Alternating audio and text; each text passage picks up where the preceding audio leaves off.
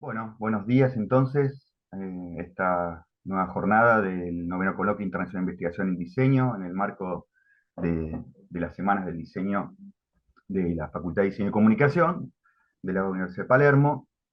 Les damos la bienvenida a todos y a todos en esta comisión número 28 dentro de nuestra línea de investigación que coordinamos con Fabiola Nopp, que es la diseño difuso. En esta oportunidad tenemos el alto placer de presentar a esta comisión la periferia de la periferia, presentando justamente el nuevo cuaderno coordinado por Mariana Pitaluga, que se llama La Periferia de la Periferia, Diseño en Territorio, que es el cuaderno número 232.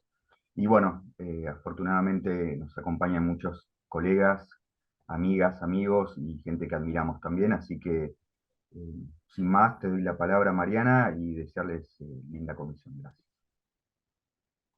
Bueno, muchas gracias, Alejo. Buenos días a todos. Bueno, quería agradecer a Alejo, a Fabiola, por haberme convocado para la coordinación de este cuaderno, que bueno, un poco cuando lo pensé como una puerta de entrada a la reflexión sobre el diseño en la periferia, y de ahí el título. Porque siempre que se piensa en el diseño argentino, se piensa únicamente en Buenos Aires. Y por eso pensé en convocar a todas las universidades argentinas donde se ofrezcan diversas carreras de diseño, que, bueno, estas instituciones, por la ubicación geográfica, entre otras cosas, enfrentan distintos desafíos y problemáticas que por ahí en Buenos Aires son distintos, y no los conocemos muchas veces. Y de esta convocatoria entonces surgen los artículos que componen a este cuaderno, y voy a mencionar ahora a sus autores y los títulos de estos artículos. Desde Misiones, con el artículo Repositorio Digital de Trazos Caligráficos, Fragmentos Visuales a través de la lente, con autoría de Raquel Anaria López, Gladys Estela Maris Bordín, Florencia Estefanela, Micaela Elizabeth Polverini, Carola Cairus, Francisco Ramírez y Gael Azael Zubinski. Desde Rafaela Santa Fe, con el texto Mujeres Hacedoras hacia una historia feminista del diseño del siglo XX, Carolina Gala Celone, Mercedes Ceciaga y Juliana Eloísa Carpinetti. También desde Santa Fe, pero desde Rosario, con el artículo Un movimiento transformador del paradigma de la educación mercantilista en el diseño hacia la incorporación de una mirada social, escrito por Maite Duhovne. Desde Córdoba, con el artículo La Córdoba Resiliente por José María Aguirre. Desde Río Negro, con el artículo Diseñar los territorios, diseño de identidad estratégico para municipios, escrito por Esteban Javier Rico póstumamente y Leandro Bustos. Desde Mar del Plata, con diferentes artículos escritos por Franco Chimento, Guillermo Bengoa, Verónica Amado, Daniel Arango, Gabriela Rodríguez Cibró, Mariela Favero, Enrique Ezequiel Frasinet, Agustina González, Marcela Gómez, Gisela Paola Kazán, Beatriz Sonia Martínez, Elizabeth Retamoso, Carola Rupel, Leandro Strano y Nair Yapur. Desde la Universidad de Buenos Aires, con el texto La discapacidad y sus nuevos postulados en el escenario mundial, escrito por Gisela Urroz, Adriana Apolonio, Alejandra Álvarez, Marcela Mercury, María Eugenia Godoy, Martín Giordano, Luz Achar y María Miculán. Desde la Universidad de 3 de Febrero, con el artículo sobre la educación, el diseño del territorio, la inclusión y la sustentabilidad, escrito por Daniel Bulkowitz. Y desde la Universidad de Palermo, escrito por Jorge Gaito, el artículo La identidad del diseño en la periferia. Aunque algunas universidades no presentaron artículos, logré entrevistar a representantes de las siguientes: la Universidad Nacional del Nordeste, Universidad Nacional del Litoral, Universidad Nacional de La Rioja, Universidad Nacional de San Juan, de Cuyo, de Moreno, la Universidad Nacional de Tierra del Fuego, Antártida e Isla del Atlántico Sur. De esta manera hay una visión bastante amplia con representación de este a oeste y de norte a sur del país. Los ejes centrales de este cuaderno son testimonios de la necesidad de un enfoque decolonial en la educación y práctica del diseño, enfatizando la importancia de considerar las especificaciones locales y las realidades sociales de las comunidades marginadas. A través de esta recopilación de diversas voces y perspectivas se destaca que el diseño no debe ser visto como un campo aislado, sino como una disciplina que interactúa con el entorno, la cultura y la sociedad. Se propone entonces un enfoque que desafíe las lógicas del mercado y las políticas excluyentes, abogando por un diseño inclusivo y sostenible que respete la diversidad de formas de vida. Se invita a los educadores y profesionales del diseño a reconsiderar los planes de estudio, incorporando ejes que se alejen de las narrativas del norte global y que respondan a las necesidades específicas de las comunidades argentinas. Estos textos analizan la evolución de la educación en el diseño, la resiliencia del sector productivo, la importancia de la caligrafía y el registro fotográfico, así como la necesidad de un enfoque ético y crítico en la práctica del diseño. En conjunto, estos aportes buscan abrir un espacio de diálogo y reflexión que permita una deconstrucción colonialista del diseño, promoviendo una formación que prepare a los profesionales para enfrentar los desafíos contemporáneos y contribuir al desarrollo de sus comunidades. Este conjunto de textos ofrece una visión amplia y crítica del diseño en Argentina, resaltando la importancia de un enfoque que integre las realidades locales y promueva un cambio significativo en la educación y práctica del diseño. Así que quería aprovechar en primer lugar para agradecer a todos los autores, colegas, participantes de este cuaderno. También aprovechar para contarles que ya estamos en proceso del próximo cuaderno, siguiendo la temática llamado Diseño decolonial y no excluyente, así que queda abierta la invitación para aquellos que nos quieran acompañar con un artículo para el próximo cuaderno. Y sin más preámbulos, cedo la palabra a los autores para que desarrollen sus exposiciones. Y en primer lugar, siguiendo el orden de los expositores confirmados, y del orden de los artículos en el cuaderno, entraríamos con Santa Fe, Maite Duhovne.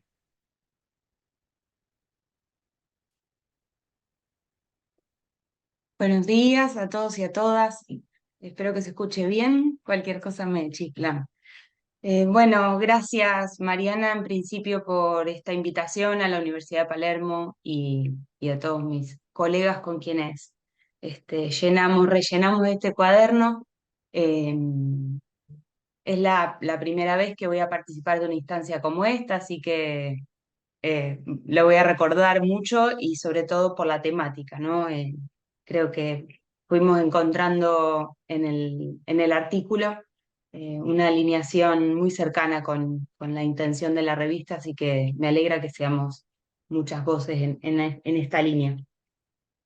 Mi nombre es Maite, estoy en Rosario y bueno, particularmente en la ciudad en los últimos 2, 3 años surgieron propuestas académicas de nivel universitario, entonces, bueno, un poco la coyuntura en relación al diseño gráfico y a la profesionalización de la disciplina está en auge y está revisándose todo y escribiéndose planes de estudio y decidiendo qué contenido se dan las materias. Entonces, para Rosario en este momento el diseño está bastante en foco, pero sobre todo también los contenidos académicos vinculados a la actividad, que es lo que hoy nos trae acá, ¿no? En Rosario, a principios de los años 90, en el 90 específicamente, se fundó una escuela que se llama Escuela Superior de Diseño, fue una de las escuelas más prestigiosas de la ciudad en ese momento, y que fue creada con una perspectiva político-comercial de la época, ¿no? Entonces, estamos hablando de que los planes de estudio y los proyectos académicos están alineados con esa perspectiva. Entonces, bueno, toca una tarea súper importante que es de alguna manera revisar y responder a las nuevas demandas y que nos podamos acercar un poco más a lo contemporáneo. En el artículo, eh, lo que planteo de alguna manera es cómo estas escuelas de diseño, ¿no? Como en los 90 se generó una gran ola de privatización en distintos sectores, pero también en la ciudad se estaban dando procesos eh, de descentralización municipal, de proyectos que aportaban a la democracia de una manera muy fuerte y son proyectos que hoy están vigentes. Como diseñadores sabemos que lo que proyectamos le conocemos un poco la capacidad que tiene de sostenerse en el tiempo y entonces, paralelamente a las escuelas privadas con esta perspectiva de trabajo, también surgen en territorios, sobre todo, bueno, en la zona sur de la ciudad de Rosario, está funcionando en este momento la Escuela de Diseño y Producción Textil. Es una escuela informal, completamente informal, pero que tiene el foco puesto en la construcción de conceptos para el diseño. Es a través de un proceso bastante informal, de juntada, de reuniones y de investigaciones. Son a través de conversaciones, de aportes de grupo, de saberes populares, que se arriba a un tema y de ese tema se hace un concepto y de ese concepto un proyecto, ¿no? Entonces, conociendo y reconociendo la tarea del diseñador, que implica proyectar, implica pensar, implica armar un concepto, eh, el paralelismo se genera donde, en un lugar, en un territorio donde los recursos no están satisfechos, donde la institución es absolutamente informal y donde son entre charlas de vecinos que se puede crear este concepto, es ahí donde se rescata que la potencia que tiene ese proyecto y el alcance que ha tenido a lo largo de su desarrollo supera ampliamente la posibilidad que se reduce en el ámbito formal, ¿no?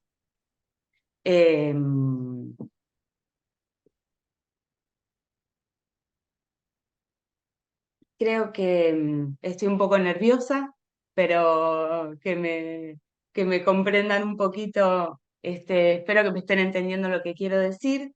Es muy importante para Rosario estas experiencias territoriales. Yo hace 10 años que trabajo en el Estado y entonces tengo el ojo puesto ahí muy fuerte y quisiera que pudiésemos, y este debate me lo permite, que pudiésemos mirar un poco más a las informalidades, porque como dice la Chiqui González, que era la secretaria de Cultura de la Ciudad de Rosario, si tomásemos el afecto como un verbo y pudiésemos aportar en constituir y solidificar los tejidos sociales, tendría otro sentido, incluso lo académico. Entonces, los invito a mirar un poco más lo que tenemos cerca, los territorios, los contextos, y que las universidades de alguna manera se acerquen un poco más a, a los territorios, porque es desde el conocimiento del contexto y la investigación que se pueden crear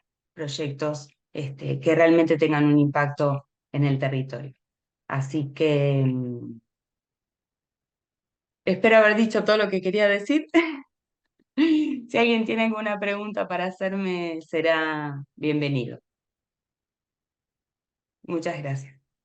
Gracias, Maite. Al final creamos como un espacio de preguntas, ¿no, Marian? Sí, ponemos en el chat. Si quieren ir escribiendo en el chat ahora, todo bien para no olvidar.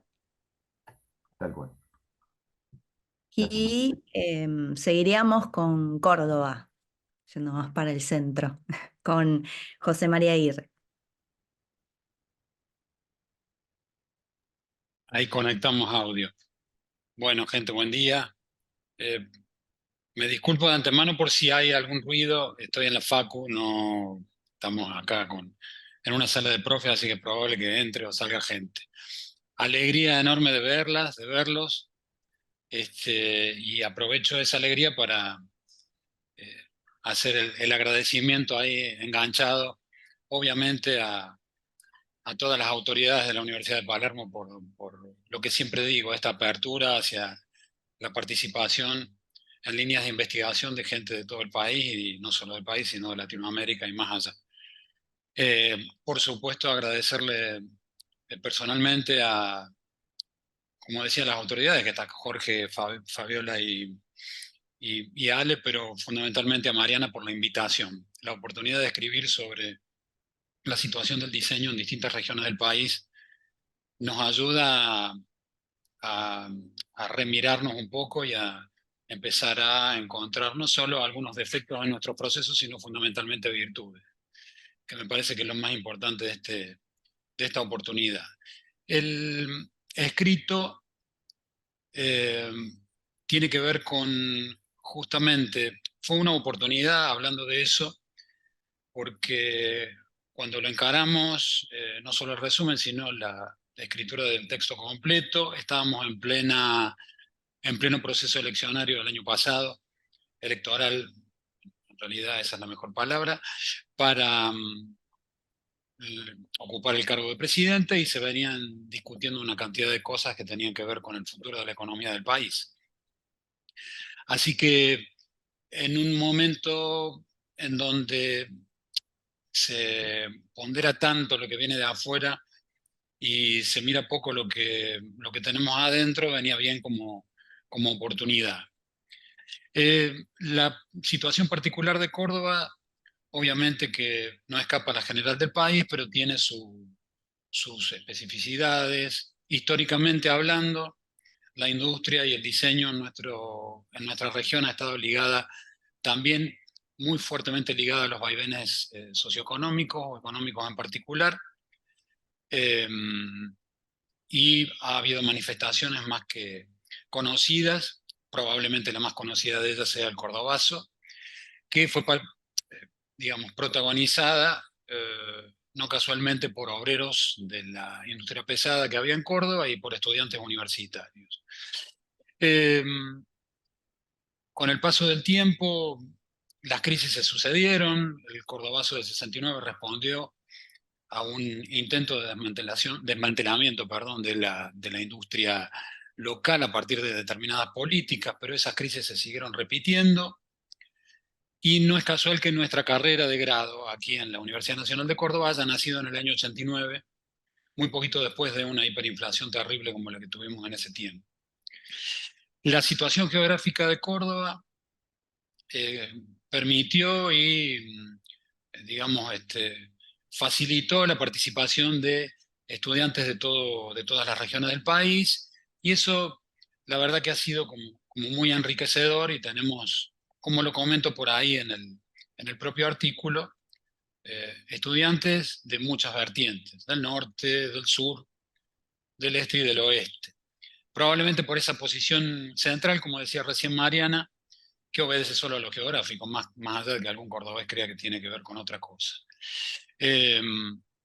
Esa posición de Rosa de los Vientos también fue aprovechada en su momento, históricamente hablando, por el otro San Martín, como el título de un libro histórico que revisa nuestro pasado industrial, a la hora de fundar acá el Instituto Aerotécnico, que luego se transformó en una universidad como hoy es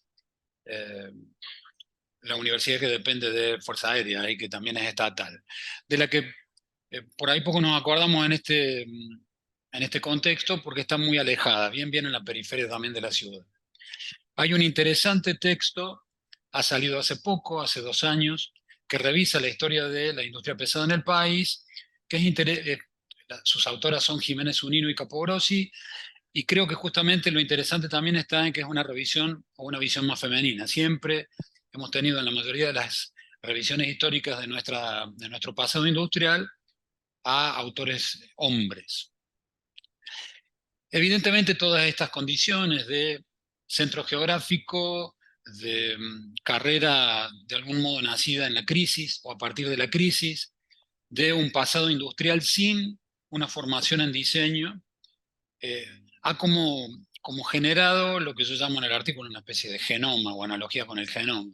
Es un diseño muy, muy ligado hacia la industria pesada, pero sin una participación. O sea, los egresados de nuestras carreras son hijos o nietos de operarios de esas fábricas y tienen mucha conexión o relación con esas maneras de producir, pero el diseño ha tenido un trabajo muy arduo en la posibilidad de meterse en ese medio productivo.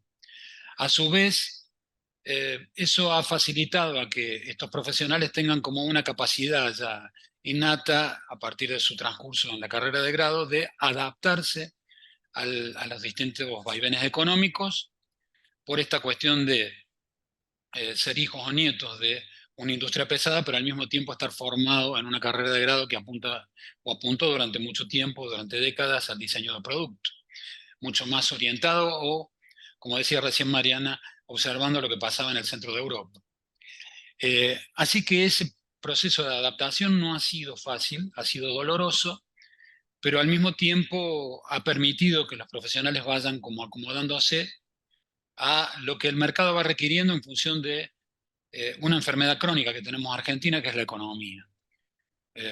Pasamos de abruptamente planes económicos con una consideración de la industria nacional como primordial a esta cosa de liberar absolutamente todo para que gane el más fuerte.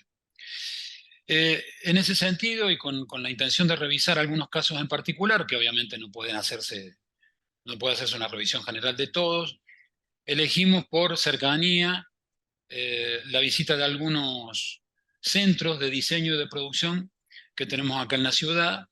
Uno ligado fuertemente a lo público y que tiene que ver con la Escuela Municipal de Economía Circular, que dirige actualmente una de nuestras egresadas, que es Romina Tartar. Es un caso muy interesante porque se trabaja a partir de la recuperación de materiales que el propio cinturón industrial de la ciudad va desechando y que tienen algún valor fundamentalmente en lo que tiene que ver con el plástico o la madera. Se produce mobiliario y se diseña, se ha montado un estudio de diseño que está poblado obviamente por en su mayoría por egresados y por estudiantes de nuestra casa. Otro de los casos que revisamos fue un estudio muy interesante que es el estudio Origen. Quisimos entrevistar a 3 equipos de diseño. Uno nos llegó tarde, así que quedará para próximas revisiones o para próximas reflexiones, que es el caso de Qué Diseño, de Moriana Abraham y Federico de la Fuente, pero visitamos otros 2 estudios que tienen también este equilibrio de una diseñadora y un diseñador. En el caso de Origen, Giselle Cano y Fabricio Lozano, que se dedican a un diseño más orientado al servicio, pero para la industria, resolviendo problemas que tienen que ver con justamente todo ese cinturón industrial. Hoy, con la crisis que se vive, reacomodaron su oferta de diseño hacia cuestiones más de emprendedurismo. El caso, digamos, el cuarto que mencionamos acá, es otro tipo de propuesta, que es el caso de los chicos de Cítrica. También una pareja de diseñadores, una diseñadora y un diseñador que diseñan indumentaria y producen indumentaria. Y esto de la reconversión o de la adaptación a las diferentes situaciones se vio reflejado en que originalmente hacían uniformes para las fuerzas de seguridad, policía y gendarmería, que está acá cerquita en la zona de Carolla. Y ante la crisis reorientaron su producción y su diseño hacia un mercado mucho más popular, si se quiere, con una oferta bastante interesante. Ya estamos cerca, estamos a 9 minutos y medio. La conclusión tiene que ver con una reflexión que oriente a reconocer esas posibilidades de el diseño, en este caso cordobés, de ir adaptándose a ya numerosas, ya incansables para nosotros, aunque estamos bastante cansados, incansables nosotros en todo caso de haber vivido crisis después de las interrupciones democráticas generalmente, el 55, el 62, el 66, el 76, y después las crisis con ciertas interrupciones, aunque no por golpes de gobiernos, de futuros gobiernos de facto, como la del 89, la del 2001. Las otras más cercanas, del 2018 o el 2019 de la pandemia, todas han sido oportunidades para resilientemente acomodarse a partir de la formación de profesionales con un perfil generalista, que particularmente y personalmente creemos mucho en eso. Bueno, ahí estamos ya pasados de los 10 minutos, así que agradezco la escucha y atentamente a compartir con el resto de los colegas. Mil gracias, gente. Gracias, José. No había problema con pasarse un poquito porque somos pocos. Y bueno, sabes que estoy 100% de acuerdo, por eso también te convoqué y me parece súper importante justamente esto de lo que se sabe menos en general, en la historia del diseño en general y en particular de Argentina, sobre estas cuestiones más territoriales, ¿no? Y sobre todo de Córdoba con esta fuerte vinculación con la industria. Em, Bien, ahora nos vamos para el sur, a Río Negro, representado por Leandro Bustos. Hola, buen día. Bueno, en primer lugar yo quería agradecer especialmente a Mariana que me convocó junto al compañero Esteban, que bueno, lamentablemente como todos saben se fue hace poquito y antes de tiempo. Eh, la verdad es que es un sabor agridulce estar acá. Realmente la pérdida de Esteban para nosotros ha sido realmente choqueante, no solo por la forma, sino por la impronta y el grandísimo compromiso que nos permitió acompañar, ¿no? Con su presencia, con su motivación, con su claro, digamos, con su clara filiación con los derechos humanos. eh, y bueno, y con una construcción desde la inclusión y desde un rol del diseño completamente social. Así que bueno, nosotros como comunidad educativa de la Universidad de Río Negro estamos completamente agradecidos de haber podido compartir el tiempo con Esteban y que él nos haya podido transmitir esos valores con los cuales abordamos el diseño. De hecho, el artículo que nosotros escribimos, que es diseñar los territorios, tiene precisamente esa impronta, ¿no? En primer lugar, para ir respetando lo que más o menos me armé, bueno, yo me quiero presentar, soy Leandro Bustos, soy director de la carrera de diseño visual en la Universidad de Río Negro. Y para poner un poco en contexto a mis compañeros y compañeras de toda esta nación federal de diseño, es contarles que nosotros en la Universidad de Río Negro somos la universidad pública que tiene, más austral, que tiene las carreras de diseño. Y en ese sentido a nosotros se nos plantea claramente una gran dicotomía. Es decir, nosotros trabajamos con el diseño, pero trabajamos en un territorio donde la cultura visual todavía no está tan profundizada como en los grandes centros urbanos, ¿no?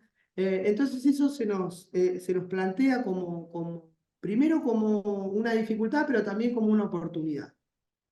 Entonces, nuestro acercamiento hacia los diferentes municipios fue precisamente esa condición de concebir al diseño como una actividad social, no solamente herramental. Y nosotros consideramos que el aporte del diseño es profundamente transformador de cuestiones identitarias. Bueno, esa es nuestra situación contextual. En el artículo, nosotros describimos una serie de trabajo, digamos, territorialmente impactante, porque los territorios en los cuales nosotros trabajamos, esa incorporación de diseño no está naturalizada.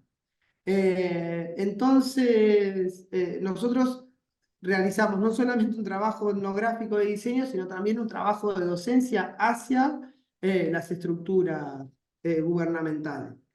Para nosotros el diseño es una herramienta de inclusión social y trabajamos en esas vinculaciones con el trabajo de ecodiseño.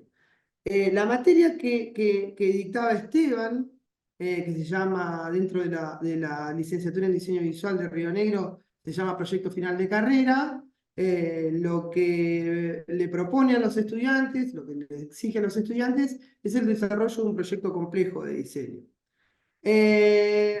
Antes de que yo asumiera como director, hace alrededor de 4 años, se trabajaba con otros municipios u otras instituciones de otras latitudes del país.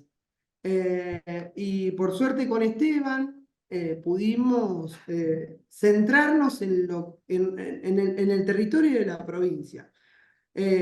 Por supuesto que también Esteban en su trabajo dentro de la UBA también incorporó algunas experiencias de su trabajo dentro de la carrera de diseño, pero nosotros trabajamos fundamentalmente en diseño visual con 3 municipios, con Cholechuel, Balcheta y San Antonio Este, que son pueblos de no más de 25.000, 30.000 habitantes, es decir, son territorios inhóspitos, digamos, para los grandes centros urbanísticos, como están acá compartiendo este espacio, Rosario, Córdoba, Buenos Aires, así que hay que por ahí dimensionar esa condición. También Esteban estaba haciendo un trabajo similar con municipios de la provincia de Buenos Aires, como Mercedes, Ensenada y Berisso. Y nosotros, para el desarrollo de este artículo, trabajamos sobre posicionándonos con ideas de Tony Puig y de Juliet, donde, a ver, se plantea básicamente una incógnita, ¿no? Que es si el diseño tiene posibilidades de intervención en los territorios, puede hacer aportes concretos en relación a la construcción de una identidad. Nosotros creemos que sí, de hecho es lo que vamos planteando a lo largo del artículo.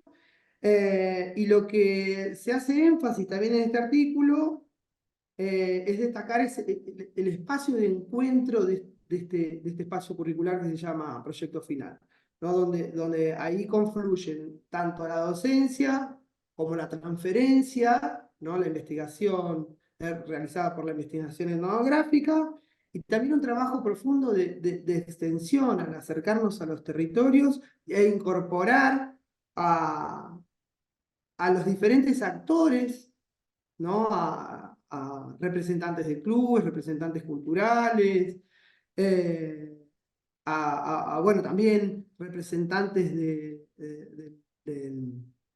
las intendencias, de diferentes estamentos del Estado. Entonces, la idea del codiseño está muy presente. En ese sentido, las conclusiones que nosotros sacamos, que son las que queremos transmitirles también a los representantes políticos de los municipios, es que el diseño es profundamente transformador, pero que además también propone diferentes formas de organización interna. En ese trabajo que veníamos haciendo dentro del proyecto final, la formulación estética y bueno, formal es un corolario de un proceso de investigación. Nos corremos de esa idea popular de que el diseño es puramente estético, y nos metemos en la idea de que el diseño es realmente una forma de interpretar el mundo. Y bueno, para estas latitudes, en definitiva, lo que nosotros planteamos es que el diseño, considerado es considerado como una herramienta estratégica, o puede ser considerado como una herramienta estratégica para pensar esos territorios y para pensar el diseño de las comunidades. Nosotros trabajamos fuertemente con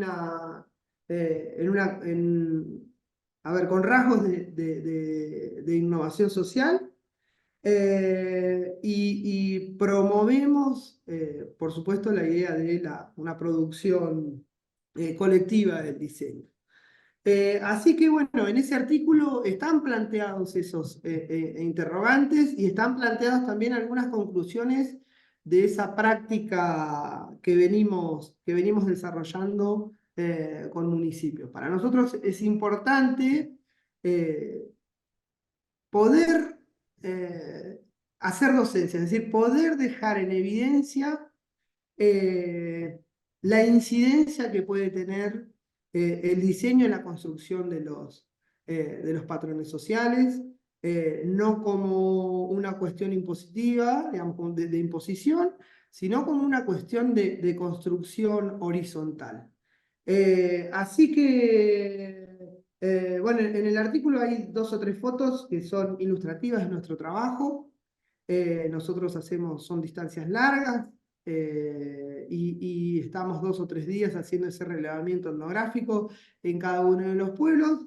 Y después tenemos diferentes instancias de vinculación con el comitente. Y más allá, como para ir cerrando y sintetizando, más allá de los alcances formales que realizan después en los proyectos los estudiantes, lo más trascendental para nosotros es poder sembrar la semilla del diseño como un eje rector de los vínculos, y poder destacar, como también hacemos la comparativa en el artículo con ideas de Tony Puig, la grandísima incidencia que tiene el diseño en la construcción de los territorios. Así que, bueno, los invito a que lo lean, a que seguramente encontraremos ahí algunos puntos en común en la necesidad de incorporar el diseño en estructuras gubernamentales. Y bueno, y reitero el agradecimiento no solo a Mariana, sino a todas las autoridades de la Universidad de Palermo que abren este espacio necesario para la reflexión del diseño, que insisto, tenemos que alejarnos un poquito de la cuestión herramental para pasar a enfatizar los valores sociales que tiene la incorporación del diseño. Así que, bueno, les agradezco muchísimo el espacio para poder contar desde esta latitud patagónica, fría y patagónica. Les agradezco la oportunidad de contar lo que nosotros hacemos acá en este lugar. Así que muchísimas gracias. Gracias, Leandro. Quería también aprovechar para contar una cuestión con respecto a Esteban, que el año pasado habíamos, bueno, también lo había convocado, en realidad el anterior lo había convocado para que también escribiera sobre su visión del diseño en el libro Métele Más Diversidad, que editamos con la UDGBA, con Wolco.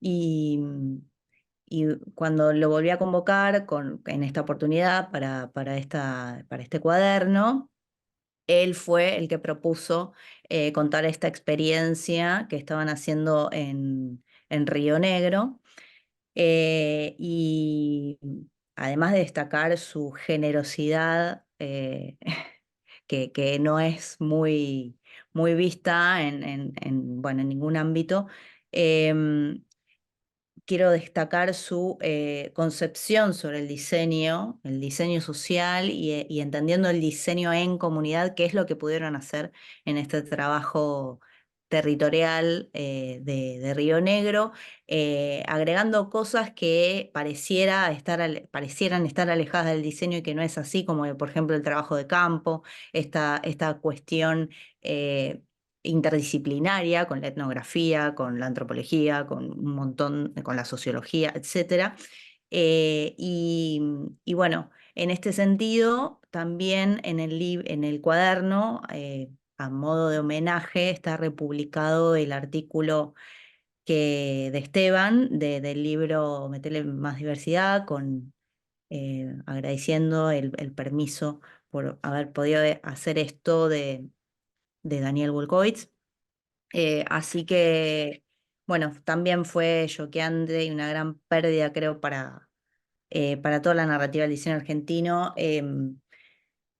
que se haya ido tan pronto a Esteban. Así que, bueno, este texto que hicieron con Leandro es el último de él que ha sido publicado, así que, bueno, ahí están sus palabras, por suerte. En físico bueno, una manera de que no se pierda. Bueno, siguiendo como este viaje virtual que estamos haciendo por Argentina, vamos a ir volviendo al centro, pero desde la periferia, por mar, así que nos vamos para Mar del Plata, representado por Franco Chimento. Bueno, buen día a todos. Gracias Mariana, Alejo, Fabiola, la Universidad de Palermo en general. Me parece un poco raro igual no decir nada de Esteban, porque yo también bueno, nada. Solamente decir que después de, incluso ahora sabiendo que iba a suceder esto y releyendo un poco el artículo propio para también, digamos, este momento, se da cuenta uno de las influencias y cómo cómo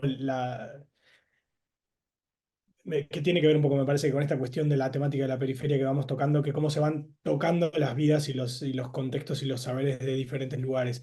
Yo a Esteban lo tuve como docente en la maestría, justamente trabajando sobre diseño estratégico y leyendo el artículo propio de vuelta y la perspectiva de cómo abordar el artículo y de cómo trabajar sobre eso, creo que se ve también la influencia de personas como él.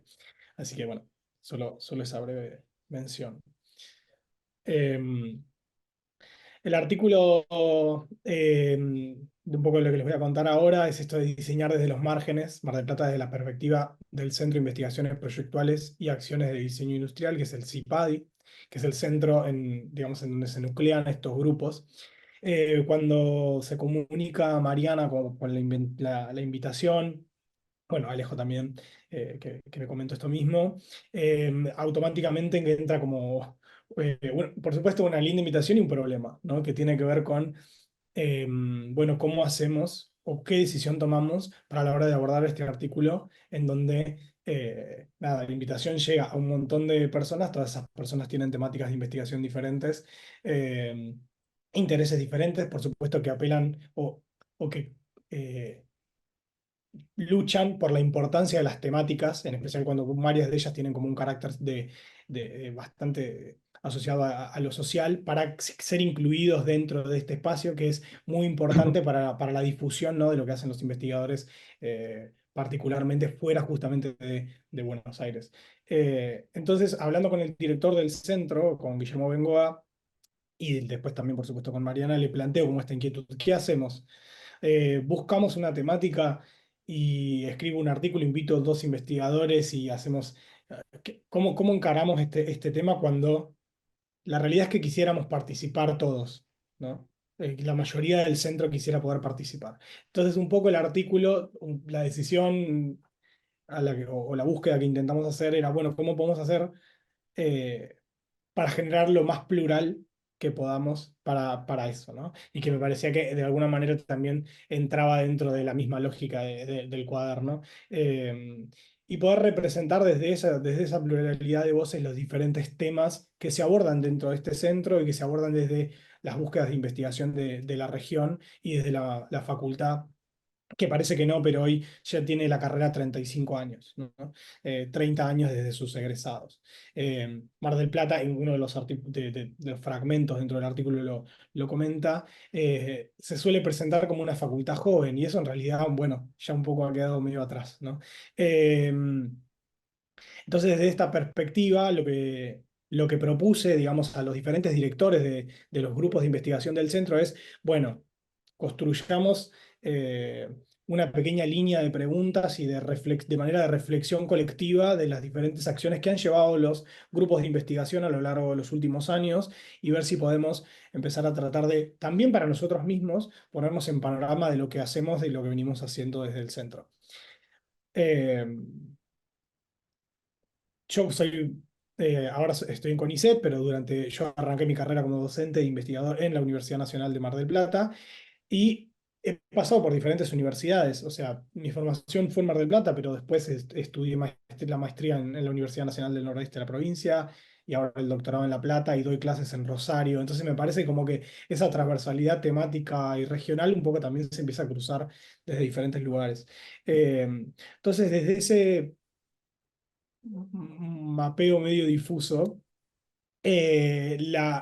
la pregunta era un poco cómo se desenvuelve el diseño desde la periferia de la periferia, ¿no? O sea, somos Argentina que ya un poco desde cierto lugar, como latinoamericanos somos bastante dejados afuera, o mismo nosotros nos sesgamos hacia esas miradas, o estamos mirando más a Europa o Estados Unidos muchas veces, incluso para las elecciones teóricas que hacemos.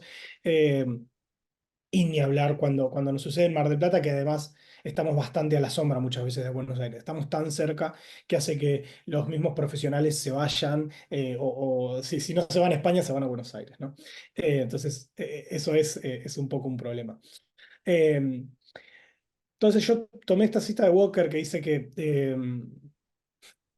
para entender, o sea, una disciplina la podemos entender como un conjunto de suposiciones, y en sus etapas tempranas esas suposiciones son inconscientes. Y cuando se vuelven explícitas, la disciplina adquiere conciencia de sí misma. O sea que para eso, para que tener como cuerpo de disciplina, necesitamos trabajar sobre ella y reflexionar sobre ella. Y un poco eso creo que es el espíritu general. Pero bueno, yendo un poco más hacia lo que está específicamente en términos temáticos dentro del artículo, invité a los diferentes grupos a partir de esto, de una serie de preguntas, a reflexionar sobre lo que han hecho, cuáles han sido los aportes reales dentro del contexto social y digamos, el vínculo directo con el marco marplatense y regional, y cuáles son las perspectivas que ven a futuro en relación a a esos temas particulares con los que están abordando. Entonces, entre ellos tenemos, por ejemplo, una línea asociada a diseño sostenible en indumentaria y textil en 3 escalas, teoría, práctica y difusión, de Elizabeth Retamoso y Carola Ruppel, que trabajan un poco la temática y sus relaciones en el avance en los últimos 10 años, desde la formación del grupo a partir de diferentes estudios que han hecho, y cómo, por ejemplo, en 2012 las empresas asociaban la sustentabilidad a reciclar, utilizar materiales reciclados, y cómo ahora esas empresas hoy están mucho más vinculadas a una lógica de empresa B, donde la sustentabilidad forma parte de la misma como red neurálgica, o no sé cómo podría ser la palabra, pero de la misma identidad propia de las empresas. Eh, Desde la perspectiva de género, historia y visualidades de Paola Caxán y Agustina González, en donde trabajan desde una perspectiva histórica las relaciones heteronormativas y hegemónicas en el panorama regional, desde un cruce entre lo local y lo nacional, trabajando sobre ejes como género, reivindicaciones históricas, representaciones. Cuestiones más presentes, ¿no? El ejercicio profesional, las transformaciones del ejercicio profesional de los últimos años, particularmente desde la hibridación que supuso la pandemia para las formas de enseñar y de repensar la academia. Una perspectiva de Leandro Estrano y Marcela Gómez. Perdón. Uy, se me soltó una alarma.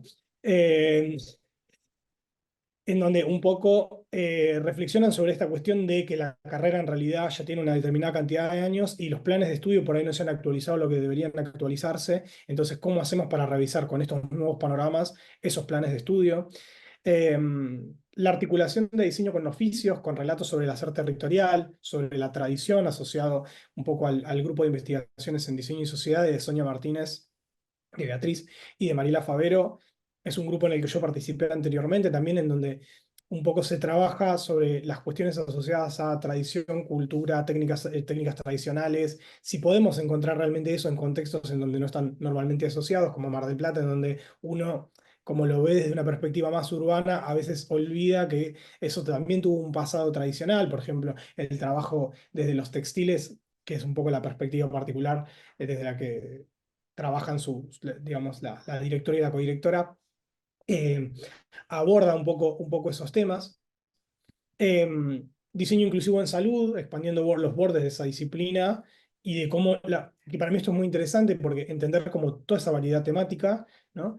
De cómo también en Mar del Plata se puede trabajar sobre inclusividad, con diferentes institutos como el INAREPS, que es un trabajo que viene desarrollando hace muchos años Daniel Arango y escribe este pequeño fragmento con Nair Shapur. Es hago un pequeño interludio ahí, simplemente porque también tal vez yo estos grupos y todas estas temáticas, por mi propia formación, los he conocido de diferentes perspectivas. Por ejemplo, con Daniel participé de un grupo de extensión en donde aplicaba cuestiones asociadas a su investigación. Del grupo de diseño y sociedad participé varios años. Eh, Paola Caxán, Gisela, es mi directora de doctorado. Entonces, por ahí yo los he cruzado y por haberlos cruzado por ahí me ha permitido como un poco hacer esto. Pero no es tan común, ¿no? Y creo que ustedes lo verán también, que estos grupos se toquen porque tienen temáticas distintas, ¿no? Entonces, tratar de construir esto también tenía un poco como ese ejercicio. Detectar e identificar tendencias para la producción de economía regional de Gaby Ciuró, que ella además tiene una maestría en la Facultad de Ciencias Económicas de Mar del Plata, entonces también vincula un poco la cuestión más empresarial y regional con la parte de diseño. Y un poco he ido, o sea, la perspectiva fue ir encadenando, ¿no? También las temáticas a medida que se desarrollaban. Eh, entonces surge también esta cuestión del UX, UI y las habilidades a incorporar en los trayectos formativos y por lo menos reflexionar si eso es necesario o no dentro de las carreras o qué hacemos con esa salida laboral tan pugnante o tan pujante en donde los estudiantes muchos están por ahí saliendo de la universidad y teniendo que formarse nuevamente para dedicarse a eso, ¿no? Eh, entonces, hay una disparidad, ¿no? Por supuesto, enorme en las temáticas y yo creo que era parte del desafío del artículo. Decidimos hacerlo igual, aunque no sé si está bien, no sé si está mal, la estructura del artículo, armarlo de esta manera, la cohesión general, o sea, tal vez no es lo más correcto para un artículo porque parece un conjunto de artículos dentro de otro conjunto de artículos, pero nos parecía que era un ejercicio interesante para hacer, por lo menos para obligar al centro y a sus integrantes a, por un lado, hacer un ejercicio de despego del ego y de humildad y decir, bueno, tenemos que buscar compartir estos espacios de difusión para colaborar y poder nosotros construir desde esta perspectiva un poco más local y regional, que es lo que a veces nos cuesta tanto, ¿no? Y creo que en eso sí se sostenía el espíritu general del cuaderno. Y solamente voy a, para cerrar, tomar algunas palabras de Guillermo, del director, que él dice, ¿no? Nuestro centro, para el que haya leído el artículo hasta ese momento, o ustedes que me han escuchado, no posee una visión única, claramente, es un mosaico de ideas variadas, impulsado por personas también variadas, y el propósito, que es el propósito por el cual el centro se fundó. ¿Sí? Eh, Paralelamente existen como múltiples organizaciones que se nuclean para proyectos de diseños urgentes o necesarios o marginales paralelos a esa corriente principal, ¿no? Que entendemos como la búsqueda de esa hegemonía y por ahí a veces necesitamos esos espacios para defender el hecho de que hay cosas que vale la pena hacer en los contextos locales. Entonces, por eso un poco la búsqueda de variación a veces puede ser errática, puede ser concreta, puede ser situada. pero siempre la queremos mejorar, que es lo que dice Guille y concuerdo 100%, y que aunque nuestro trabajo pueda parecer un poco disperso, en realidad lo que busca es diversidad. Así que gracias. Gracias, Franco. Bueno, quería aclarar que este artículo en realidad es una orquesta, porque son muchos artículos dentro del artículo, Mar del Plata, pero me pareció, cuando le estábamos hablando, ir con la idea y viniste con eso, o con la más conservadora, que era como menos autores, dije, no, que haya todas las voces posibles, porque justamente de eso se trataba, de visibilizar, como dice acá Alejo, la periferia de la periferia de la periferia. A veces nos vamos metiendo y terminamos como eso, que era el fin, visibilizar todos estos discursos y lo que tiene que ver con las particularidades de la región y ser más conscientes o aceptarnos a nosotros mismos. Bueno, un poco esto que tiene que ver con la visión colonialista del diseño, estar mirando al centro global, norte global, y olvidarnos un poco de nuestra propia identidad, si es que tenemos una, si es que se puede hablar de una identidad, pero sí particularmente vamos a tener cuestiones regionales, locales, que no tienen que ver con los abordajes teóricos del norte global. Así que es muy interesante leer como las distintas voces dentro de lo que es Mar del Plata, ¿no? Y bueno, ahora seguimos viajando por Buenos Aires, llegamos a Conurbano, aunque podría representar el centro y otras periferias, Daniel Wolkowitz, en este caso representando la Universidad Nacional de 3 de Febrero y una experiencia en particular que tiene que ver con eso, así que le paso la palabra al maestro. Gracias, Mariana. Bueno, hola a todos. Voy a tratar de en estos 10 minutos decir todo lo que no se dice. Está vinculado al artículo, pero está vinculado a pensamientos propios que exceden desde el momento en que escribí el artículo hasta hoy, han pasado muchas cosas, y creo que ese es el ámbito perfecto para poder hacerlo. Hace unos 30 años estuvo en Buenos Aires Tomás Maldonado, creo que fue una de las últimas visitas que hizo Tomás Maldonado a la FADU. Tuve la oportunidad de charlar con él y realmente un referente excepcional, y se tenía que ir muy pronto de vuelta a Italia, donde él vivía, porque era el aniversario de la Universidad de Bolonia. Yo le dije ingenuamente, ¿y cuántos años cumple la universidad? Me dijo, 900. Al día de hoy son 930 años que la Universidad de Bolonia tiene realizando una misma tarea conceptualmente: la formación de pensadores, la formación de profesionales y la investigación. Yo dije, hay algo que está mal en todo esto. No puede ser que nosotros compartamos una cantidad de información cada vez que aparece un congreso o nos juntamos para un paper. Voy a proponer lo que en las ciencias duras se llama una conjetura, que es una hipótesis que no se puede demostrar, por lo menos hasta ahora. Un poco vinculado a la teoría del caos que tanto le gusta a Mariana. Yo pensé, la conjetura que propongo es que las universidades no pueden existir más en la forma que han sido creadas y en la forma que discurren actualmente. Por dos razones. Primero, porque cada texto se ha vinculado a un contexto. Y las universidades a lo largo de la historia se han vinculado desde la Cúpula de Cristal, el Castillo del Saber, los que hacen extensión y hacen el favor de leer la realidad y recomendar. Y yo creo que eso es un gravísimo error. Mi conjetura actual es que las universidades deberían existir como un flujo permanente integrado en la sociedad. Es decir, no es una institución, es parte de la sociedad y la atraviesa en su totalidad.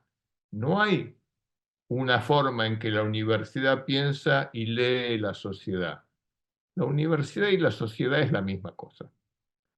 Entonces, yo decía, ¿cómo puede ser que yo me entere de proyectos de investigación absolutamente maravillosos cuando hablo con distintos colegas y esto no esté socializado en una red integral, en principio nacional, donde todas las universidades tienen toda la información en línea para compartir con todo el mundo? Y descubramos que están haciendo las mismas tipologías de investigación en Chaco que en Río Negro, en Mar del Plata que en Buenos Aires.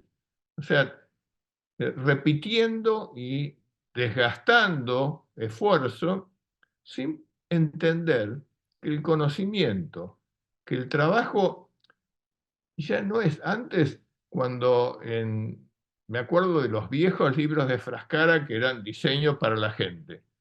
Después, el concepto que muchas veces conversamos con Esteban, que voy a incluir un dato que ustedes no lo conocen, porque Esteban tuve la suerte de que fuera alumno los 3 años de la carrera de diseño en mi cátedra. Entonces lo conozco desde chiquito, si hay una forma de poder decir chiquito para Esteban, porque era enorme. Y ese compromiso social lo tenía ya, era una impronta de él como alumno. Entonces, hay otra universidad, hay otra forma de enseñar, hay otra forma de hacer que el pensamiento circule entre los que nos llamamos universitarios y somos en realidad absolutamente sectarios. Nos quedamos mirando nuestra quintita, viendo qué pasa en nuestro contexto, sin la posibilidad de aprovechar todas las experiencias y colectivizarlas. Hay gente que conozco, yo lo conocí a Franco en un Trimarchi, me encantó conocerlo, me gustó mucho su charla. O sea, eso no tendría que suceder, no tendría que descubrirlo a Franco, tendría que estar integrado en una red poderosísima de conocimiento establecida como la normalidad. La normalidad es que todo esté al alcance de todos, tanto los que tenemos un espíritu académico, los que tienen un espíritu pedagógico, los que tienen un espíritu productivo. No hay diferencias, o sea, seguimos sino atrasando 300 años. Si no podemos pensar que hay un mundo que, cuando yo digo nacional y decir global es lo mismo, es decir, ¿por qué me maravillo con acciones sociales en África si nosotros necesitaríamos soluciones semejantes? ¿Por qué no miramos eso? ¿Por qué no sabemos que eso existe? ¿Por qué la inclusión aparece cuando el movimiento femenino se empodera y toma un rol como nunca en la historia del mundo? Es decir, ¿por qué esperar a que sucedan esas cosas y no naturalizar? El ser humano necesita del pensamiento, y no hablo del pensamiento de diseño, porque el pensamiento involucra a todas las formas del pensar, en un modelo absolutamente inédito. O sea, si me preguntan cómo es, no lo sé. Por eso lo propongo como una conjetura. lo propongo como una idea a construir, lo propongo como algo a demostrar, pero estoy seguro, convencido, de que esas demostraciones son posibles. Necesitan una actitud tanto del Estado, desde los ministerios de educación, a generar alternativas absolutamente diferentes a las que la cómoda situación de la academia nos ha llevado a reproducir. O sea, seguimos un modelo porque nos resulta más cómodo seguir ese modelo. Entonces, escalamos y queremos ser investigadores categorizados, y tener maestrías, y tener doctorados, y después postdoctorados. ¿Y después qué va a venir? Después del postdoctorado, ¿qué va a venir? El recontra postdoctorado, o sea, el ser supremo. No, eso tiene 500 años de historia. No podemos mantener los mismos modelos. Tenemos que repensar las cosas absolutamente en una versión particular, con mucho riesgo, con mucha incertidumbre, pero con el beneficio, que estoy absolutamente convencido, de que este modelo nosotros lo vemos en las universidades, en nuestros alumnos. A este modelo, a ellos tampoco les cierra. No solo no nos cierra a nosotros, a los alumnos no les cierra, al mercado no les cierra, a la sociedad no les cierra. ¿Mm? Muchas gracias. Bueno, Daniel, 100% de acuerdo, es lo que un poco, bueno, doy en las clases o trato de dar, porque creo que, bueno, todos los que estamos acá y algunos pocos más, que somos los que concebimos al diseño desde la práctica social que implica. Bueno, somos la periferia dentro de también el pensamiento académico, este que mencionabas, hegemónico sobre todo, y si vamos a la historia del diseño, cómo llega a Argentina, Maldonado, uno de los partícipes necesarios de que esto suceda. Bueno, es un pensamiento o una visión europea de cómo tiene que ser el diseño y seguimos replicando aún hoy. Los programas de la Universidad de Cuyo son un calco del programa de la ULM y tenemos como eso en toda Latinoamérica muy, muy impregnado. Obviamente desde el día de hoy las cuestiones del poder, los mercados y demás, el norte global. ¿Por qué hablabas de África? Bueno, tenemos en común el ser la periferia. No, la periferia no es solo Latinoamérica, también es África, también es parte de Medio Oriente, de Asia. Y no estamos enterados de qué pasa, bueno, ni en nuestra propia periferia, menos en las demás. Y tenemos mucho más en común de lo que pensamos en el diseño en África, en distintos países de África o Medio Oriente, etcétera. Bueno, y problemáticas comunes, la migración, etcétera, pobreza, etcétera. Y por el otro lado, lo que decías me hacía acordar a algo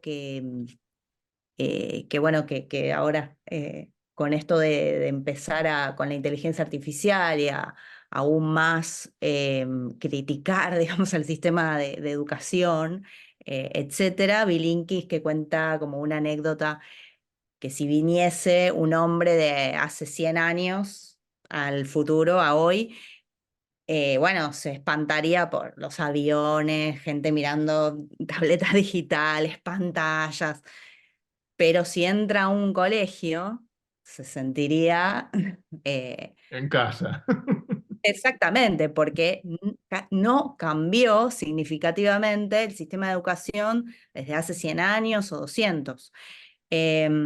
Entonces, en este repensar qué tienen que hacer las universidades y la información igual ya está, o sea, no es replicar desde ya modelos que están replicándose de Europa y de la centralidad, sino ni siquiera herramientas, o sea, o la única herramienta que debería aprenderse en las universidades es la del pensamiento crítico, que es la que por ahí más nos falla en esta formación, ¿no? que tenemos más en el diseño, que tiene que ver o se emparenta más con estas herramientas prácticas, que incluso ahora con la inteligencia artificial y con un montón de cambios que se dan mucho más rápido que antes, van a quedar como viejas cuando las estemos aprendiendo. Entonces no tiene mucho sentido. Y en cuanto a esta red que vos planteabas,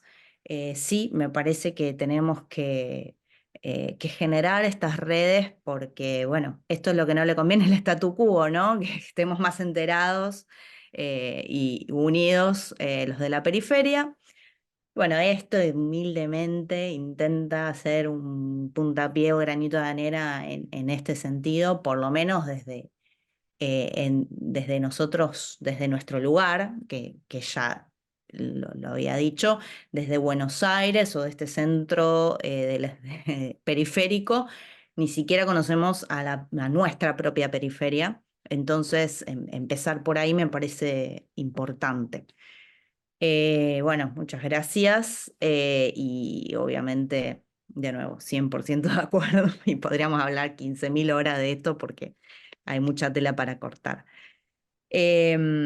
Bueno, antes de entrar en el cierre, que va a estar a cargo de Jorge Gaito, hay 3 artículos de Misiones, Rafaela y la centralidad que es la UBA, que bueno, sus autores no pudieron estar presentes, pero me gustaría leer los resúmenes.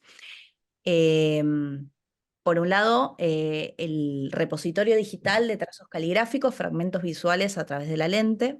El presente trabajo es parte del proyecto de investigación El trazo como identidad de grupos, generaciones, contextos, temporalidad. El mismo se relaciona directamente con la experiencia del trabajo colaborativo y la importancia de valorizar los trazos de las letras gestuales elaboradas con herramientas no convencionales. En la búsqueda de inclusión a través del diseño y como parte del plan de trabajo, se realiza el registro fotográfico que sirve de base para el análisis comparativo de los trazos y de las herramientas utilizadas. Con cada grupo se trabajan aspectos relacionados con los saberes vinculados al contexto, de manera que se puede capturar estos rasgos gráficos característicos que hacen al dibujo de la letra. Este artículo fue desarrollado por Raquel López, Gladys Bordín, Florencia Giulani, Micaela Polverilli, Carola Cairus, Francisco Ramírez y Gael Zubriski. El otro artículo, desde Misiones, Mujeres Hacedoras hacia una historia feminista del diseño del siglo XX. El trabajo de investigación llevado adelante por las cátedras de Historia del Diseño Industrial y Sociología aplicada al diseño industrial busca historizar, desde la perspectiva de la historiografía feminista, la producción llevada a cabo por mujeres diseñadoras a lo largo del siglo XX, analizando el discurso historiográfico hegemónico desde las formas de inclusión disciplinar de las mujeres en tanto objeto y sujeto de diseño y desde las vinculaciones que establecen con los sistemas de jerarquización patriarcal dentro del campo del diseño. Se busca trascender la mirada fragmentada en campos específicos para proponer una reconstrucción de la historia feminista que lo atraviese transversalmente. Y por último, desde la Universidad de Buenos Aires, la discapacidad y sus nuevos postulados en el escenario mundial. La accesibilidad como condición del diseño para el hábitat humano es un derecho que requiere de conocimiento y formación de los profesionales que tendrán en sus manos la decisión en la creación de los entornos, productos y servicios que la conforman. Desde la experiencia y trayectoria del Centro de Investigación CIBAUT, coproma de la FADU-UBA, como referente en la temática de la accesibilidad y la discapacidad desde 1980 en nuestro país, se presentan en esta instancia algunas prácticas que reflejan el aporte que desde este espacio universitario se realiza para visibilizar y afianzar las exigencias y conocimientos que se necesitan en la habilidad profesional de diseño al momento de concretarlo. Este artículo fue escrito por Gisela Urroz, Adriana Apolonio, Alejandra Álvarez, Marcela Mercury, María Eugenia Godoy, Martín Giordano, Luz Achar y María Micula. Y entonces, ahora por último, y a modo de cierre con su artículo, le paso la palabra a Jorge Gaito. Gracias, Mariana. Gracias a todos. Algunos no los conozco, otros son conocidos, otros son grandes amigos y viejos amigos ya. Así que gracias por este espacio. No fue mi intención ni pedí hacer un cierre de esto, así que espero que el cierre lo haga Mariana después y no yo. Y me quería referir un poco a contarles un poco la génesis de cómo surgió el artículo que escribí. Porque en realidad el artículo tiene un poco, o contiene un poco y es parte de la historia de mi vida. Porque cuando se planteó el tema de la periferia y el diseño de la periferia, se me cruzó eso con un texto que estaba leyendo de García Márquez, que decía que la vida no es lo que uno vivió, sino lo que uno recuerda de lo que vivió y cómo recuerda para poder contarla. Así que me enganché con eso, me puse a pensar en eso y terminé pensando en cómo empecé yo con todo esto y cuál era mi relación, porque el punto es que yo vengo de la periferia. Es decir, hoy casualmente estoy en el centro, si se quiere, pero yo vengo de la periferia y mi hábitat natural es la periferia.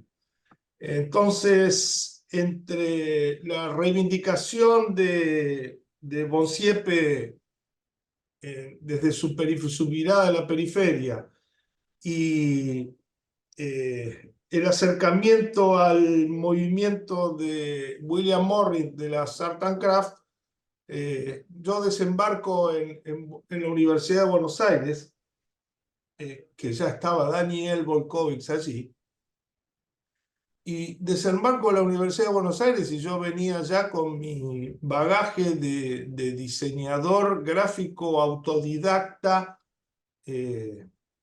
erróneo, ¿sí? La idea es que yo dije, ¿y acá qué otra cosa puedo aprender? Entonces descubrí el centro. Entonces, cuando uno viene de la periferia y desembarca en el centro, se da cuenta entonces cuál es esa diferencia. ¿Qué pasa en el centro y qué pasa en la periferia?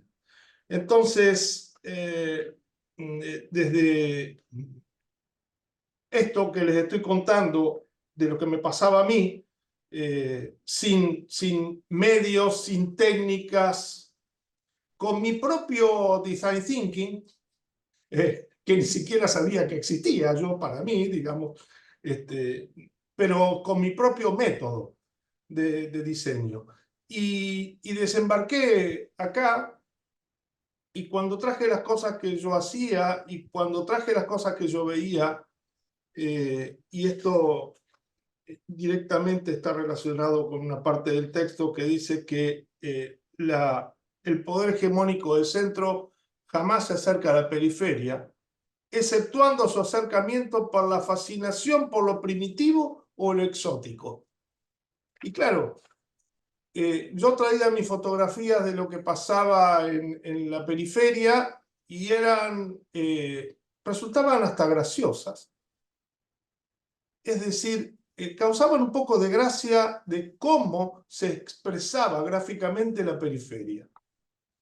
El punto es que trasladado esto a este tiempo, y hoy acá, en todo el periodo pospandémico, donde muchísimos estudiantes tuvieron que quedarse en sus casas porque no se podía salir, y la academia, las universidades, las instituciones decidieron llevar adelante, seguir con sus clases en el modo online.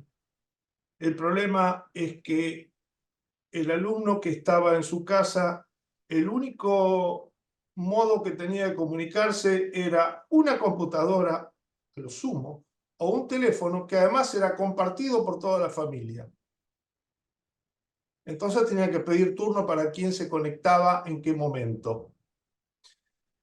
Hubo muchas instituciones, y sobre todo de la periferia y del interior del país. Y no voy a hablar solo de este país porque lo trasladé a otros países, hice esta investigación con otros países de Latinoamérica y generaron, por ejemplo, una distribución de tablets para que los alumnos se pudieran conectar y poder continuar con sus clases.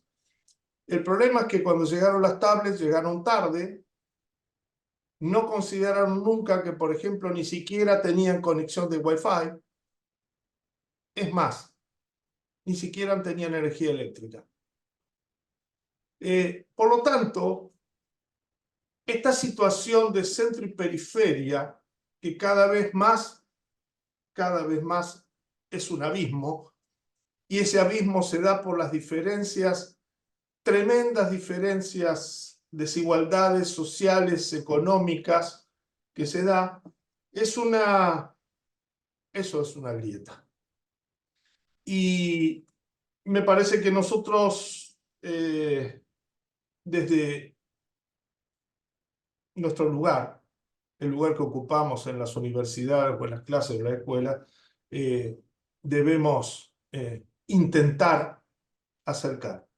Coincidía, creo que con todos, pero digo, coincido con Daniel en el sentido de que,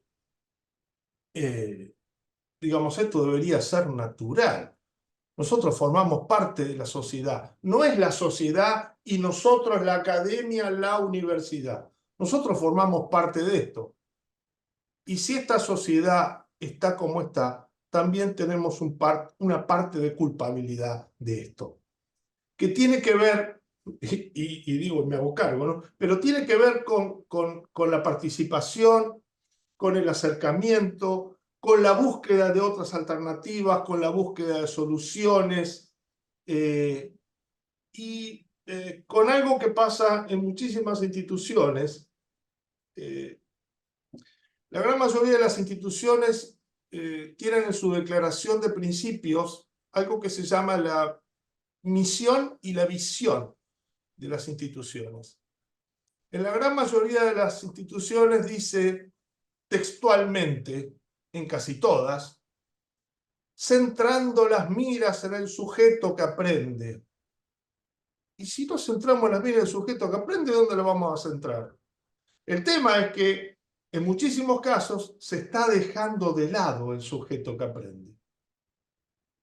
Y muchas otras cosas que también dicen la misión y la visión es formar seres humanos, ciudadanos, pensantes, colaborativos, es decir, formar buenas personas.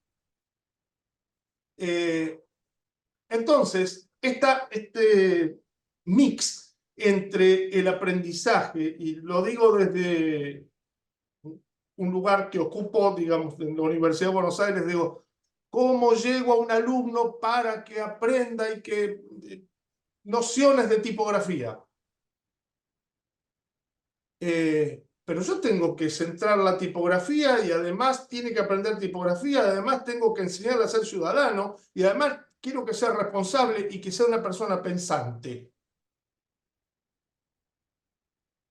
Entonces, hay una relación desigual, digo, entre el que recibe y el que entrega.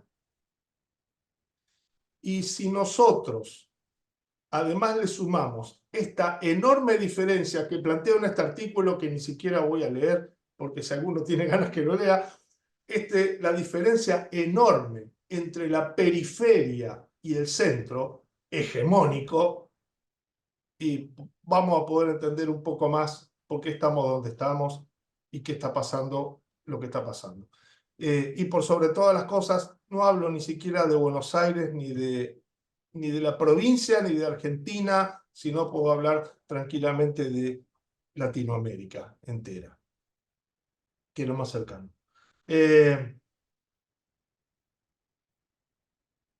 Yo lo único que quise hacer con el artículo es leyendo y leyendo muchos artículos de amigos y releyendo artículos que yo ya había leído y meterme en otros y descubrir a Paul Virilio, por ejemplo, que habla de la aceleración y digamos, si te paraste, morís. Te paraste, morís. Y releer a Barthes y a Bourdieu y qué sé yo, a Frascara y a María Ledesma y recordar lo que aprendí de los maestros, que eran casi pares míos, porque cuando yo entré a la universidad yo ya estaba casado, tenía 2 hijos, tenía más de 35 años. Sin embargo, aprendí viendo, aprendí escuchando y por sobre todas las cosas teniendo maestros que tenían la responsabilidad de haber cargado sobre sus espaldas la educación. Así que gracias a ellos, gracias a todos y espero seguir viéndolos por acá o en cualquier otro lugar, porque me es muy grato estar con ustedes y yo creo que el esfuerzo que ha hecho el diseño hasta ahora ha dado sus frutos, en el sentido de que hoy transversalmente todas las disciplinas están acercándose a la metodología del diseño. O sea, algo bueno debe haber ahí, ¿sí? Y estoy tratando de establecer y de acordar con todos que en ámbitos del diseño y entre diseñadores no hablemos de design thinking. Eso ya lo sabemos, eso es parte nuestra. Contémosle esto a los demás, que no lo saben. Gracias.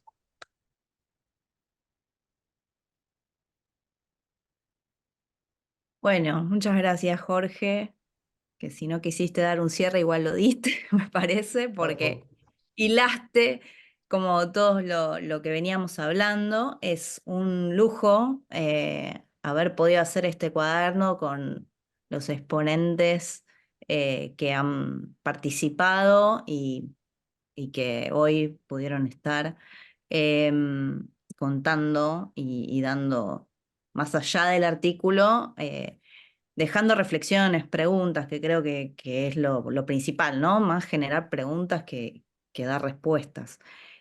Y en este intento por quizás este cuaderno de dar voz a la periferia, teniendo en cuenta las palabras de Daniel, de Jorge, bueno, de todos, que todos desde algún lugar hablamos de la periferia, y esto de forjar de forjar una red, bueno, quizás pueda parecer algo utópico, y esto me hizo recordar una frase que en realidad es de un cineasta argentino, Fernando Birri, pero que popularizó Eduardo Galeano, sobre para qué sirve la utopía, ¿no? Y si es inalcanzable, si me acerco un paso y se aleja 20, ¿para qué sirve?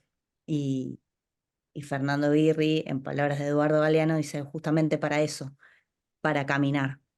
Así que, bueno, los invito a que sigamos caminando en este camino utópico de la periferia, de hablar desde la periferia y de generar esta red de alguna manera, si es que podemos, entre todos. Muchas gracias a todos, a la Universidad de Palermo, a Alejo, a Fabiola, a Jorge y a todos los que me acompañaron en esto, capaz un poco utópico de este cuaderno, y que los invito a seguir en el próximo. Muchas gracias.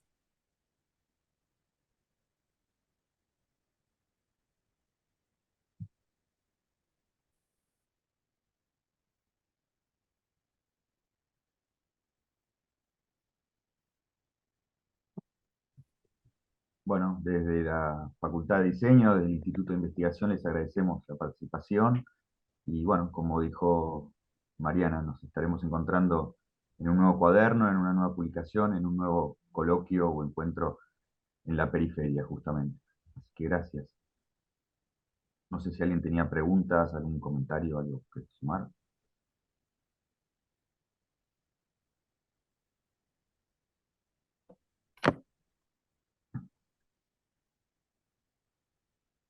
Decía algo, Daniel. Bueno, ese chiquilín, no tan chiquilín, que venía de Zárate, que viajaba a Buenos Aires, era alumno de la cátedra de Saavedra, donde yo era docente, era su docente. Años fantásticos, y en eso está muy bien que podamos decir lo que recordamos y lo podamos contar. Esos años fueron maravillosos, Maravillosos. años iniciáticos, años de un hambre y de una curiosidad inagotable, algo que extrañamos, ¿no?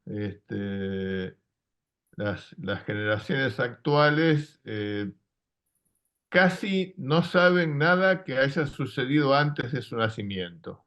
O sea, si vos le preguntás algo de los 90, no saben qué pasó. Y no es para decir qué alumnos conflictivos tenemos, sino que algo no estamos haciendo bien, que algo deberíamos cambiar, algo deberíamos mejorar. Tenemos que entender cuál es su estructura de pensamiento para potenciarla. En otras cosas son maravillosos, son geniales, son de una capacidad superior. Yo siempre creo que los hijos son mejores que los padres porque acumulan todo el conocimiento genético más el propio, con lo cual cada generación es mejor que la anterior.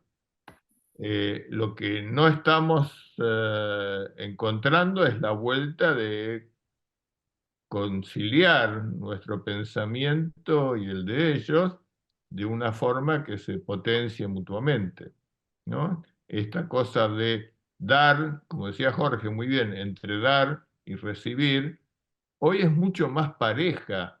O sea, yo entiendo que nuestros alumnos tienen para darnos una cantidad de modos, de habilidades, de funciones, de capacidades, de formas de pensar que en nuestro caso han quedado un poco viejas, digamos.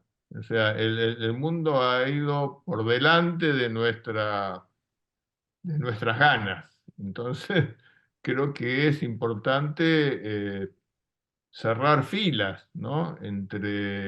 Y cerrar filas es cerrar filas en la sociedad, ¿no? ¿Sabes qué, Daniel? Sumo a esto. En años anteriores, y en años anteriores a la aparición de la red de redes, digamos, el docente, ¿sí? El profesor, es el que tenía la información. Es el que tenía la información. El tema es que ya nosotros no somos los únicos propietarios de la información. La información la tienen los alumnos también. Y muy fácil y rápidamente la tienen. Por lo tanto, nosotros le tenemos que dar otra cosa. La información solo no alcanza. Ya la tienen. Ya la tienen. Entonces, hay que buscar permanentes, estadios superiores, superadores. ¿Mm? Sí, perdón, me sumo a lo que dice Jorge y Daniel en cuanto al desconocimiento del pasado, uno que viene también de algunas cátedras de historia o intenta hacer algún trabajo ahí, y es clave lo que estás diciendo, Jorge. Y creo que se suma a eso la cantidad de información que manejan. O sea, están estas generaciones nuevas sobresaturadas de información. Y entonces, hablando justamente, análogamente de lo que es conocimiento central y periférico, me parece que la historia para ellos es absolutamente periférica como dato, salvo que encontremos la manera de que se transforme en un dato central. Ahí está la clave, me parece, o el desafío, y ni hablar específicamente de lo que es la historia de nuestra disciplina, ¿no? Pero sí, hay que pelear contra un monstruo inacible, inabarcable, como es la red. Es verdaderamente un... ¿Cómo hacer que recuperen el placer de la lectura puntual, específica, inclusive la incorporación de conocimiento lineal de una novela, leer una novela? No, es decir, ver un video de más de 10 minutos. Es muy difícil pelear contra eso, pero bueno, es el desafío que tenemos. Hacer que eso sea central para ellos y no esta marea de datos que encima vienen de culturas que no son las propias en muchos casos, ¿no? En muchos casos es así. Hay algo que me parece muy importante en lo que decís, que es mientras y con lo que me sumo a lo que decía Jorge, mientras la información estaba toda en la red, mi argumento frente a los alumnos era, bueno, ustedes tienen la posibilidad de hacer conexiones, es decir, mixturar elementos de la información que están desperdigados por allí y construir un nuevo elemento. Desgraciadamente, eso lo está haciendo la inteligencia artificial ahora. Entonces, eso que era un valor, aquel que podía establecer vínculos entre el romanticismo y la posmodernidad y cruzarlos y hacer un nuevo producto, hoy te lo están haciendo.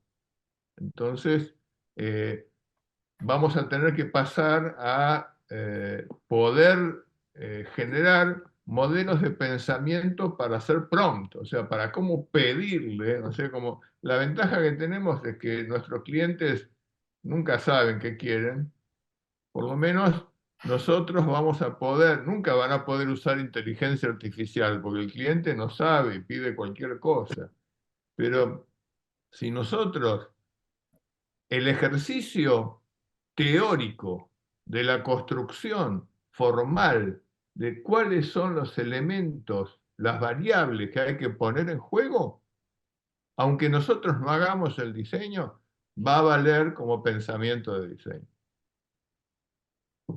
Para mí hay algo que, bueno, ya se dijo, ya se fue mencionando, pero que creo que tiene que ver con en donde donde dejamos de lado el foco en esto, en obtener la información y empezar a buscar las maneras de ayudar a guiar y también para nosotros mismos, de cómo construir discernimiento y pensamiento crítico para con los estudiantes en esa marea de todo lo que está todo el tiempo metiéndose a través de una pantalla. Yo viví la transición entre usar libro de texto en la secundaria, empezar a usar Encarta y después empezar a buscar en Google, Yahoo y bueno, tipo, pude como vivir esa curva, ¿no? Cuando uno tenía que buscar específicamente en un libro, estaba obligado a encontrarse con cosas que no estaba buscando en el momento en el que leía. Entonces, a mí te hacían una pregunta y vos, para poder responder esa pregunta, tenías que navegar por un conjunto de información no deseada, pero que de alguna manera, te retroalimentaba de otra forma. Y el ejercicio de construir eso era 100% o bastante más propio que cuando uno le pregunta a alguien de qué pasó durante el primer gobierno de no sé quién, ¿no? Digo, ese ejercicio, y me parece que por ahí sí es donde el pensamiento de diseño, en donde uno tiene que trabajar sobre múltiples variables o diferentes contextos, diferentes temáticas, diferentes disciplinas, empieza a ser valorable también desde, como mencionaban, desde otras áreas, porque el hecho de tener que reflexionar o de construir pensamiento propio todo el tiempo para cada proyecto, para cada temática, es donde hay una especie de valor que, que es muy difícil de construir, pero que es muy necesario en la medida en la que hay un sistema general en donde parecería que muy intencionalmente busca que no pensemos. Entonces, para mí hay una búsqueda que está bueno tratar de perseguir. Sí, yo quería agregar que estaban hablando de las generaciones, ¿no? Y justamente iba a mencionar que por ahí la nuestra, con Franco, Maite, somos como del medio, entre esta nueva de la que hablaban y no quiero decir vieja, y la anterior. Pero estas formas de aprender y de trabajar con la información, que es completamente diferente, y nosotros en el medio con esta transición que, como bien dijo Franco, vivimos como el buscar en el libro, buscar en el Canva, buscar en internet. Pero hoy está todo en internet, pero ya hay tanto que hay que saber también qué se busca y esta sobreinformación y la desinformación. Y de todo eso, de todas maneras, tanto antes como hoy, lo que ayuda a salir de esa marea, como decía José, es el pensamiento crítico. Por eso vuelvo a qué nos tiene que enseñar la universidad o la escuela. Justamente, no es acumular y repetir información, que fue el objetivo por el cual se crearon las escuelas y las universidades, sino el de generar conocimiento nuevo y eso se genera a través del pensamiento crítico. Yo sí creo, fuera de teorías conspiranoicas, que sí hay una tendencia a que cada vez pensemos menos. De hecho, estamos relegando el pensamiento ahora en la inteligencia artificial, se llama inteligencia artificial. En toda nuestra historia de la humanidad siempre relegamos funciones en la tecnología y ahora finalmente estamos entregando la capacidad de pensamiento. Pero igualmente la inteligencia artificial, como se nutre de nuestras propias culturas, sociedades, etcétera, también se nutre de lo malo. Entonces está llena de sesgos y interpretar eso también requiere de cierta estructura mental crítica que permita discernir esas situaciones, ¿no? Y esos sesgos se ven en lo que se pide tanto en textos como en imágenes, sesgos de género, racistas, etcétera, que se ven todo el tiempo manifestados en inteligencia. Yo quería también agregar una breve comentario que tiene que ver con lo que están diciendo, sobre todo Daniel me despertaba este pensamiento, y es que el pensamiento crítico se ve amenazado también por otros sistemas y que más allá de que nosotros podamos colaborar en el sistema educativo, eh, bueno, hay poderes que operan sobre el educativo también, ¿no? Entonces, hay poderes económicos y políticos que operan muy fuertemente sobre el sistema educativo y es ahí donde el techo nosotros estamos diciendo, che, no estamos compartiendo conocimientos o no estamos fortalezcamos la red de pensamiento y en realidad, bueno, son otras las debilidades, no tiene que ver con una construcción horizontal de pensamiento crítico o con una bajada al aula, sino que el sistema es mucho más complejo y más amplio y que, bueno, y que se ven amenazados los poderes por justamente el pensamiento crítico, ¿no? Sí. Y los poderes económicos y bueno, es un cúmulo de cosas que hay que desenmarañar para ver dónde hacer nudos nuevos y bueno, estas instancias de charla y debate y compartir son súper enriquecedoras para esa red que sostengan. Sí, yo quisiera Pensar sumar a la siempre idea fue del una pensamiento. amenaza, ¿eh? ¿Cómo? Digo que pensar siempre fue una amenaza para el poder.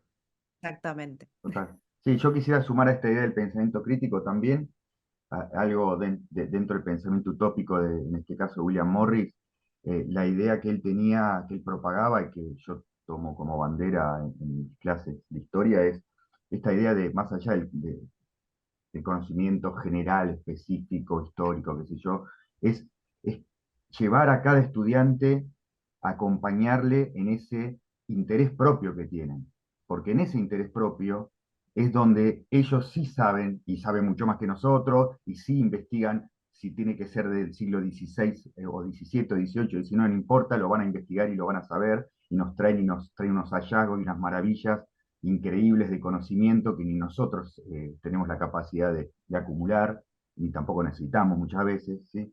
Entonces, por lo menos en mi pequeña trinchera de 7 cátedras que llevo adelante por cuatrimestre, eso me ha dado mucho resultado y por supuesto después alimentarles ese interés propio que puede ser a través de un saber previo mayormente, de la música, de un deporte, que todo finalmente está atravesado por el diseño o por los diseños, ¿sí? Y por la arquitectura y por la indumentaria, etc. Entonces, finalmente ellos hacen un trabajo integrador a partir de ese saber propio, interés propio que lo atraviesan después por los saberes y con los conocimientos que en el caso de la historia les podemos transmitir, pero también esa historia sabemos que atraviesa todas las demás disciplinas, desde lo proyectual y los otros saberes teóricos y prácticos, ¿no? Así que eso por lo menos es mi experiencia personal.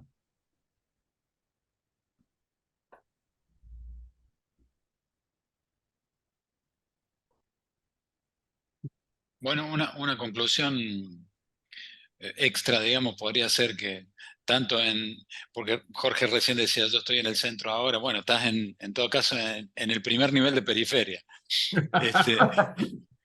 Pero tanto ahí en la periferia como en la periferia de la periferia o la periferia de la periferia de la periferia, el problema está en instalar el pensamiento crítico, ¿no? Me parece que ahí está la cuestión.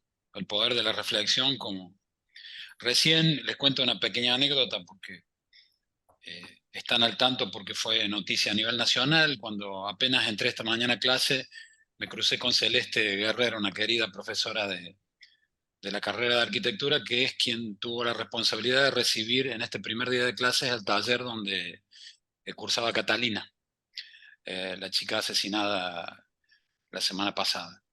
No solo estaba Catalina en el taller, sino Nahuel también. Y hablando con nuestros alumnos de la otra carrera de diseño, de la nuestra, tratando de instalar la cuestión de la reflexión a partir de lo que había pasado, más allá de que está la facultad llena de carteles que rezan acá no está Catalina o acá debería estar Catalina, también cuesta el instalar una reflexión desde, como en este caso, una cosa, como decía recién Alejo, que nos atraviesa más allá del diseño, pero no es fácil instalar el pensamiento reflexivo. No sé si será una cuestión, no creo que sea generacional, seguramente nosotros en la época de estudiantes también nos pasaba lo mismo. Quizás frente a la red, lo que para hoy una chica o un chico es el universo del conocimiento en el celular, para nosotros era entrar en una biblioteca. Qué sé yo, cuando yo entré en la biblioteca mayor de la UNCA, es un monstruo. Yo decía, y todo esto, ¿cómo lo abordo? Creo que es clave el desafío, digamos, el tema de la reflexión, del pensamiento crítico. Ahí está. Bueno, eso nomás. Bueno, lo veía como, más allá de donde estemos, me parece que es el problema que tenemos todos. Gracias, ha sido hermosa la jornada. Coincido. Sí, muchas gracias a todas y a todos. Gracias. Gracias. Bueno, Bueno, nos vemos el- pronto. A todos. Y Marian, convocás para el próximo cuaderno, este público, porque Sí, sí. realmente es un debate. Sí. Mirá que vengo de todas las comisiones y este fue el más nutrido, de debate. Así que convocados todos y todas para el próximo. Y a Bueno, todos le dirás lo mismo. no, te juro que no, está grabado, te juro que no. Doy Bueno, fe, doy fe. cariños a todos y a todas. Gracias, Que esté muy Marian, por bien, tu gracias. trabajo. Buen día. Gracias, hasta luego. Gracias. Nos vemos pronto. Chau, chau. Saludos.